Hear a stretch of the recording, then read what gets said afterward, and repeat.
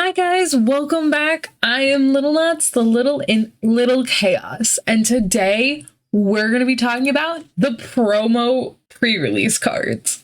It is a super duper exciting thing that we get to talk about today. I know I'm a little late to the party, but there's still plenty to be said. So what is a pre-release? The pre-release is where we get to play with the cards before the set is actually released. So pre-release is going to start on March 18th and the set's release date is March 31st. Different game stores that have the permissions needed to hold pre-release events and get their supplies in will start holding events as soon as the 18th. I know my local shop is on the 26th, so that's when I'm finally getting my pre-release. What comes in your pre-release bundle is a pre-built 40 card deck, one of the 4 promo cards, and then you get 4 booster packs of the set in order to make the deck your own in order to play in a tournament style. Different shops have different rules for the way they run their tournaments. I believe mine is a 1-game round. Some probably still hold true to the 3-game. So that's what the pre-release is, and I'm really excited. These promo cards are pretty awesome. I'm not the biggest fan of all of them. So now we're going to get into the details about the promo pre-release cards. Well, I guess they're not just for the pre-release because they will be in the build and battle boxes and the build and battle stadiums. The first time we'll get our hands on them is at pre-release. So let's get into it. First up, we have Hawlucha, who is a fighting type Pokemon. Their ability is Flying Entry, which allows you to do 1 damage counter on 2 of your opponent's benched Pokemon when it enters the battle or the bench from your hand, which I think is a really nice card. I feel like that's a halfway decent effect. Its attack is 3 energy and it does 70 damage. Which isn't the best out there, but it could be worse. At least it does a decent amount of damage, but in the grand scheme of things, with all the Vs and the V stars and the V maxes out there, that's not a lot of damage. So it really depends on what we're gonna see in the pre-release boxes in order to see how usable it actually is. So next up, we have Quaquaval, who is a stage 2 Pokemon with 170 HP. Their ability is called Energy Carnival, and once per turn, you can attach 1 energy card from your hand to one of your Pokemon.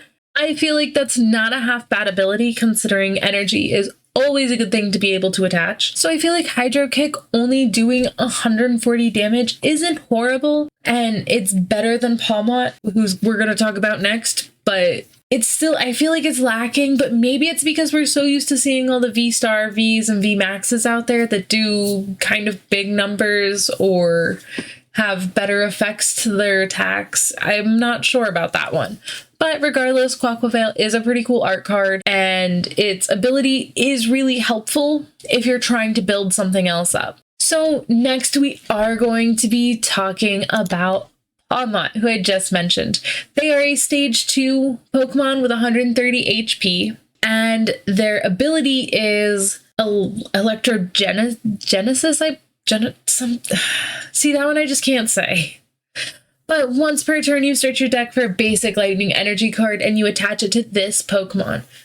So again, it is an energy attaching ability, but I feel like this one is a lot more limited because you can only attach it to this Pokemon. But it makes sense with the attack being Electropause. It takes 3 energy and does 230 damage.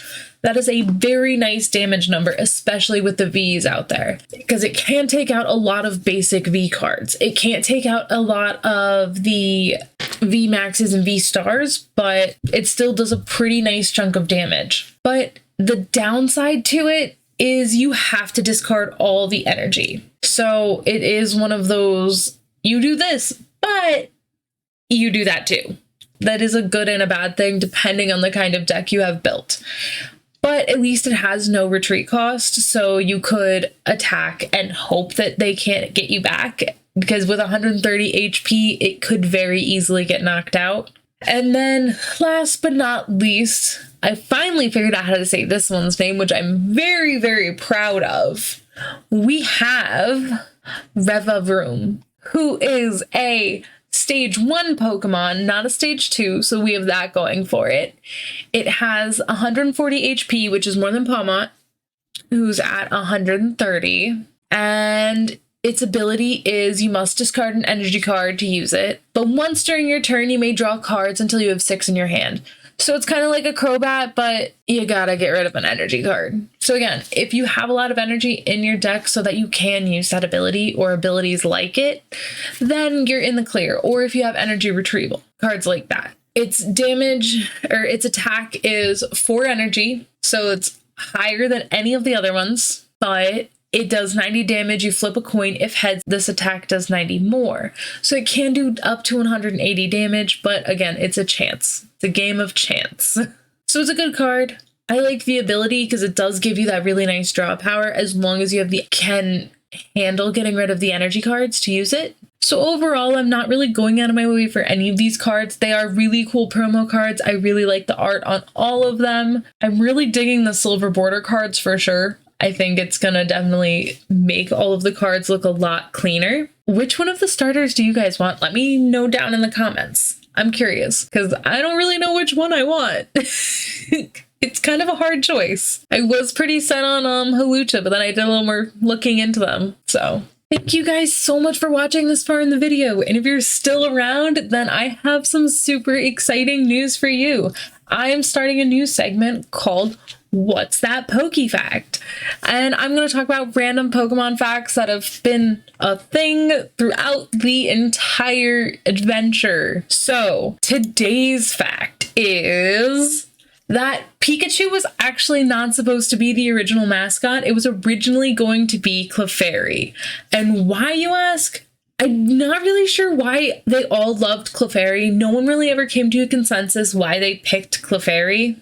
I guess because Clefairy resembled some of Nintendo's other big icons at the time. And so Clefairy was chosen as Red's starter Pokemon in the original manga series that came from the game. So that was one of the first major pieces of Pokemon merchandise after the games came out.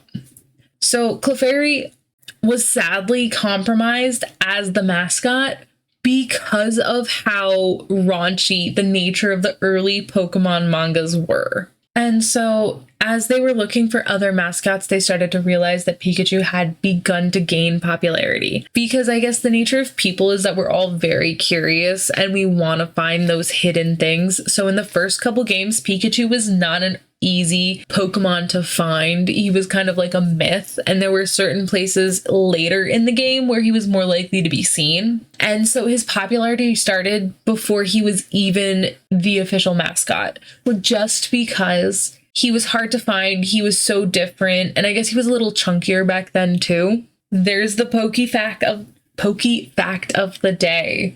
So thank you guys so much for watching. If this video was fun, please like, subscribe. I hope to see you guys back here soon.